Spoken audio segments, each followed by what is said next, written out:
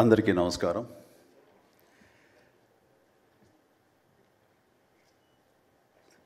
దిగ్దర్శకులు రాఘవేంద్ర గారు, కోదండరామరెడ్డి గారు, Gopal, young directors like Bobby, Vasishta, like నా నిర్మాతలు అల్లు అరవింద్ గారు, అశ్విని దత్ గారు, కెఎస్ రామారావు, శ్యామ్ ప్రసాద్ రెడ్డి, జెమినీ కిరణ్, తమ్మారెడ్డి భరద్వాజ్ గారు, అలా యంగ్ ప్రొడ్యూసర్ విక్కీ అండ్ పాత్రికేయ మిత్రులకు, అలాగే నా బ్లడ్ బ్రదర్స్, బ్లడ్ సిస్టర్స్, నా హృదయపూర్వక నమస్కారం. సో ఫస్ట్ ఆఫ్ ఆల్ ఈ ఈవెంట్ ఇంత గ్లామర్గా, ఇంత మెమొరబుల్గా ఉంది అంటే దానికి ప్రధానమైన కారణం నా మిత్రుడు Aamir Khan. అమీర్జీ, thank you so much.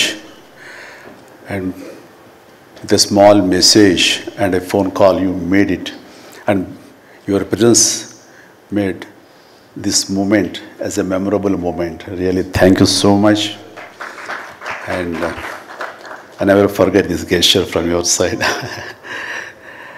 And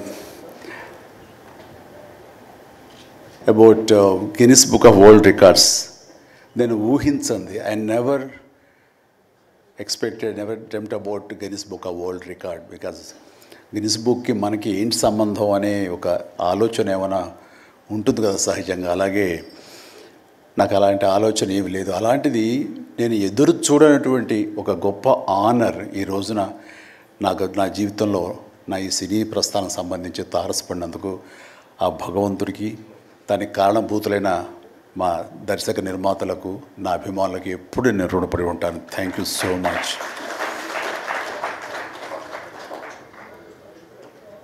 నాకు డ్యాన్సెస్ మీద, బహుశా నటన కంటే కూడా ముందు నుంచి కూడా డ్యాన్సెస్ మీద నాకున్నటువంటి ఇంట్రెస్ట్ ఈ రోజున ఈ అవార్డు వచ్చేలా చేసిందా అని నాకు అనిపిస్తుంటుంది. ఎందుకంటే ముందు నటనకి శ్రీకారం చుట్టే కంటే, ఓనమాలు దిద్దుకునే దానికంటే నేను ఫస్ట్ డ్యాన్స్కి నేను ఓనమాలు దిద్దానేమో అనిపిస్తుంటుంది. నా చిన్నప్పుడు మా చుట్టూ ఉండే వాళ్ళని ఎంటర్టైన్ చేయడం కోసంగా ఈవినింగ్ అయ్యేసరికి అప్పట్లో ఉండే వివిధ భారతి కానీ, లేకపోతే శ్రీలంక సిలోన్, రేడియో సిలోన్ కానీ, వీటిల్లో వచ్చే కొన్ని తెలుగు పాటలకి అదే మాకు source of inspiration. I mean recording songs అవి రావడానికి. అప్పుడు గ్రామ్ ఫోన్లు కానీ, టేప్ రికార్డులు కానీ ఇవన్నీ కూడా ఉండే పరిస్థితి కాదు ఆర్థికంగా. అలాంటి వారానికి ఒకసారి రేడియోలో ఎప్పుడు పాటలు వస్తాయా అని అందరూ ఎదురు చూసేవాళ్ళు. రాగానే శంకర్బాబుని పిలవండి, డ్యాన్స్ వేస్తాడు, మనల్ని అలరిస్తాడు అని వాళ్ళందరూ ఉత్సాహంగా ఉంటే, వాళ్ళ ఉత్సాహానికి నేను మరింత ప్రోత్సాహంగా తీసుకుని దాన్ని డ్యాన్స్లు వేస్తుండేవాడిని. అట్లాగా అవి డ్యాన్సులు అంటారా, బాడీ కదలిక అంటారా ఏమో తెలియదు, ఒక ఎనర్జీగా అవి ప్రజెంట్ చేయటం అనేది ఒక్కడే తెలుసు నాకు. 7th class, 6th class, 8th class ఆ ప్రాంతంలో. ఆ తర్వాత ఎన్సీసీలో చేరిన తర్వాత ఈవినింగ్ క్యాంప్ ఫైర్ టైంలో అందరూ ఎర్లీగా భోజనాలు కానిచ్చిన తర్వాత తిన్న 70 ప్లేట్లు మన అల్యూమినియం ప్లేట్స్, వాటిని తిరగేసి దరువులుగా, డప్పులుగా వాయించుకుంటూ అప్పుడు కూడా డ్యాన్స్ వేస్తూ అందరిని ఎంటర్టైన్ చేస్తూ ఉండేవాడిని. ఆ రకంగా డ్యాన్స్ అనేది నాకు ఇష్టమైనటువంటి ఒక నా అంతర్భాగం అయిపోయింది. అలాగా డ్యాన్స్ నేను వేరుగా ఎప్పుడు చూడండి, ఎప్పుడు హుషారు ఉన్న అసలు అందుకంటే ముందు లేచిపోయి డ్యాన్సెస్ వేయటం అనేది మ్యూజిక్ అనుగుణంగా బాడీని మార్చుకోవడం జరిగింది. అంటే ఫస్ట్ పిక్చరు నేను వెళ్ళినప్పుడు అక్కడ సరదాగా నా రూమ్లో నేను డ్యాన్స్ వేస్తుంటే నా కోస్టార్స్ ఆర్టిస్ట్ వాళ్ళు చిరంజీవి డ్యాన్స్ వేస్తాడు అని అంటే అవునా అని వాళ్ళందరూ చేయాలంటే అందులో సావిత్రి గారు ఉండేవారు, రోజారామణి, కవిత, ఇలాంటి యాక్టర్లు అందరూ ఉండేవాళ్ళు, నరసింహరాజు ఇలాంటి వాళ్ళందరూ ఉన్నప్పుడు వర్షం పడుతుంది. ఒక పంచలో డ్యాన్స్ వేయాల్సి వచ్చింది. అది ఈస్ట్ గోదావరి రాజమండ్రి దగ్గర ఒక పల్లెటూళ్ళలో. ఆ పంచలో జల్లు పడుతూ కూడా మొత్తం తడితడిగా ఉండింది. అయినా సరే డ్యాన్స్ అడగడం పాపం ఎవరైనా సరే వెంటనే ఎలాంటి ఇన్హిబిషన్ లేకుండా చేయటం అనేది నాకు అలవాటు. అలాగే టేప్ రికార్డ్ డ్రాయింగ్ చేసి అప్పట్లో డ్యాన్స్ వేస్తున్నాను. మధ్యలో కాల్ జారి కింద పడిపోయాను. పడితే అది కింద పడిన తర్వాత ఆపకుండా వాళ్ళందరూ అయ్యో అన్నారు. అయినా సరే దాన్ని నాగిని డ్యాన్స్గా మార్చేసుకొని చేస్తే ఎక్కడ లేని అప్పలాస్ వచ్చేస్తుంది. సో అక్కడ చూసేటంటే ఒక కో డైరెక్టరు రాఘవేంద్రరావు గారి, సారీ మన క్రాంతి కుమార్ గారికి చెప్పడం, ప్రాణం ఖరీదులు వాళ్ళు బుక్ చేసినప్పుడు అబ్బాయి భలే డ్యాన్స్ వేస్తాడు, భలే ఉంటే డ్యాన్స్ అవునంటూ నా క్యారెక్టర్కి అంతకుముందు ఎప్పుడూ ఒక డ్యాన్స్ అనేది ఊహించుకోలేదు, సాంగ్ డ్యూయట్ సాంగ్ అని ఊహించుకొని వాళ్ళు ఒక ఎందుకు పెట్టకూడదు సాంగ్ అని చెప్పి నాకు ఆ సాంగ్ సిచ్యువేషన్ క్రియేట్ చేసి ఏలియల్లో ఎందాక అనే ఒక సాంగ్, అండ్ ఆ సాంగ్ నేను వేస్తే దాన్ని స్టెప్స్ అది వేసుకుని ఫస్ట్ టైం ఒక యాక్టర్గా నేను స్క్రీన్ మీద డ్యాన్స్ ఇస్తూ కనిపించింది. అది దానికంటే ముందు మన ప్రాణం ఖరీదు పునాది రాళ్ళలో కూడా అలాగే ఫ్రెండ్స్ మధ్య డ్యాన్స్ వేస్తూ నేనే సెంటర్ ఆఫ్ అట్రాక్షన్గా ఉంటూ చేశాను. అలాగా నా డ్యాన్స్ స్కిల్ అన్నది ఎక్స్ట్రాగా నాకు ఒక బెనిఫిట్ అయ్యింది, నాకు ఎక్స్ట్రాగా అది ఉపయోగపడింది. తర్వాత అరవింద్ గారికి, జయకృష్ణ ఇలాంటి వాళ్ళందరికీ కూడా తెలుసు. అండ్ లింగమూర్తి గారు ఉండేవారు, ఆయన డిస్ట్రిబ్యూషన్కి అది చీఫ్. అప్పట్లో ఆయన రాగానే ఆయన ఏ ప్రొడ్యూసర్స్ని పిలుస్తారు, ఎవరి కథ ఓకే అంటారు, ఎవరికి డబ్బులు శాంక్షన్ చేస్తారని డిస్ట్రిబ్యూటర్స్ మీద ఆధారపడే రోజులు నిర్మాతలు.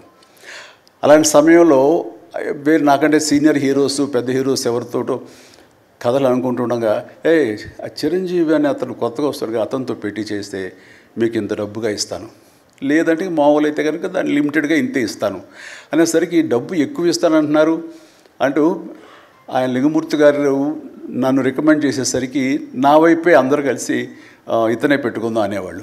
అతను ఏంటంటే ప్రజానాడి, ఆడియన్స్ ఏమనుకుంటున్నారు, ఆడియన్స్ ఇతను సాంగ్స్ కోసంగా పదే సినిమాలకు వస్తున్నారు, ఇలాంటి వాడితో సినిమాలు తీస్తే మనకి 4 డబ్బులు వస్తాయి కదా, కమర్షియల్గా వైబుల్గా ఉంటుందని ఉద్దేశంతో ఆయన ఆ రకంగా అప్పట్లో నా ప్రొడ్యూసర్తో అనడం, అండ్ వాళ్ళు కూడా నన్ను ఆప్ చేయటం నాకు ఆ రకంగా డ్యాన్సెస్ అనేది ఒక ఎడ్జిని తీసుకొచ్చింది. ఆ తర్వాత నా నిర్మాతలు కానీ, నా ప్రొడ్యూసర్స్ కానీ, నా మ్యూజిక్ డైరెక్టర్స్ కానీ, నా కోరియోగ్రాఫర్స్ కానీ వీళ్ళు నా సాంగ్స్ అనేసరికి ప్రత్యేకమైన శ్రద్ధ పెట్టేవాళ్ళు. అంటే మ్యూజిక్ పరంగా కానీ, బీజిఎమ్స్ పరంగా కానీ ఆ సాంగ్స్ అనేవి ఖచ్చితంగా ఉండాలని.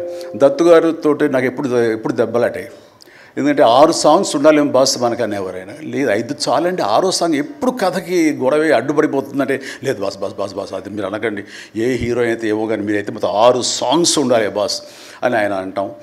సో 6వ సాంగ్ని ఏ రకంగా ఒప్పించడం. అలాగే అల్లు అరవింద్ గారు లాస్ట్కి వచ్చేసరికి అత్తగేముడు అమ్మాయి 3 సాంగే సిచ్యువేషన్ లేదు అక్కడ. అలాంటి చోట ఒక డబ్బు మీద ఒక సాంగ్ను ఆయన క్రియేట్ చేసుకుని ఆ డైరెక్టర్ గారితో కోదండరామరెడ్డి గారు వీళ్ళందరూ కలిపి అనుకుని అత్తగేముడు అమ్మాయికి మొగుడులో ఒక సాంగ్ను బలవంతంగా పెట్టాడు అక్కడ. ఆ టైంకి అది బలవంతంగా ఉంటుంది, కథ డిస్టర్బెన్స్ ఉంటుంది, కానీ సాంగ్స్ ఒక ఎడ్జి తీసుకుంటాయి. సాంగ్స్కి స్పెషల్ ఆడియన్స్ ఉన్నారు, ఆ ఆడియన్స్ సాంగ్స్ మళ్ళీ రిపీట్ చేసేవాళ్ళు. అప్పట్లో ప్రొజెక్టర్ ఆఫ్ చేసి మళ్ళీ రీప్లే చేసేవాళ్ళు. ఆ రకంగా సాంగ్స్ యొక్క ప్రత్యేకత నా జీవితంలో, నా సినీ కెరీర్లో, నా యొక్క విజయ పరంపరలో అది ఒక అంతర్భాగం అయిపోయింది. ఆ రకంగా సాంగ్స్ అనేది ఏదో సరదాగా హాబీగా చిన్నప్పుడు మొదలుపెట్టింది. అది ఈ రోజు వరకు నాకు విపరీతమైన ఫ్యాన్స్ని తీసుకొచ్చి డాన్సెస్ అంటే చిరంజీవి చేయాలి అన్నంత పేరు తీసుకొచ్చి నాకు ఈ రోజు ఇదిగో ఈ Guinness book of world records నాకు తీసుకొచ్చేలాగా చేసింది. సో ఇది నిజంగా అనూహ్యమైంది. ఏదో నటనకు వస్తుంది అన్నారు, వస్తుంది. అలాగే పర్సనాలిటీకి, మన సీనియారిటీకి అవార్డ్స్ వస్తాయి అనుకున్నా వస్తున్నాయి, అన్నీ అవుతున్నాయి. ఇంక ఎందుకు వస్తాయి, ఏమన్నా వస్తాయి అనుకుంటే కనుక ఈ రూపంలో వచ్చింది. ఈ రకంగా నన్ను వరిస్తుంది అనుకోలే. అది కాకుండా Guinness book of world records అన్నది. So first of all thank you so much mister Richard. You have come all the way to give me this honour in the name of prolific dancer, actor of Indian screen. Thank you so much. Thank you. And then ఇంతకు మించి నేను ఎక్కువ ఏవి చెప్పలేను. But నా యొక్క ఈ విజయ పరంపరలో నేను కొనసాగడానికి నాకు ముందు నుంచి దోహదపడుతున్న నా నిర్మాతలకి, నా తోటి నటీనటులకు, నా టెక్నీషియన్స్కి, నా డైరెక్టర్స్కి, ప్రతి ఒక్కరికి హృదయపూర్వక ధన్యవాదాలు మరొకసారి తెలియజేసుకుంటూ ప్రతి ఒక్కరికి నా అభినందనలు సెలవు తీసుకుంటాను. జై హింద్. Thank you sir. మీరు ఇంతకు మించి ఏమీ చెప్పరన్నారు, కానీ ఫ్యూచర్ ఫిల్మ్స్లో మళ్ళీ డాన్స్ చేసి మమ్మల్ని అందరినీ ఎంటర్టైన్ చేయండి సార్. ఒక్క ప్రామిస్ చేయండి సార్ ఫ్యూచర్లో. Is it a promise sir? విశ్వంబరలో. Wow, that's amazing sir. ఇంకొక కోఇన్సిడెన్స్ మీరు గమనించుండరేమో, I know you're not feeling well. 22 September నాడు సార్ యొక్క డెబ్యూ అయింది. Sir, first film release అయింది 22nd September. And today is 22nd September. It is never ending. This year is officially amazing. This year is officially Mega Stars year.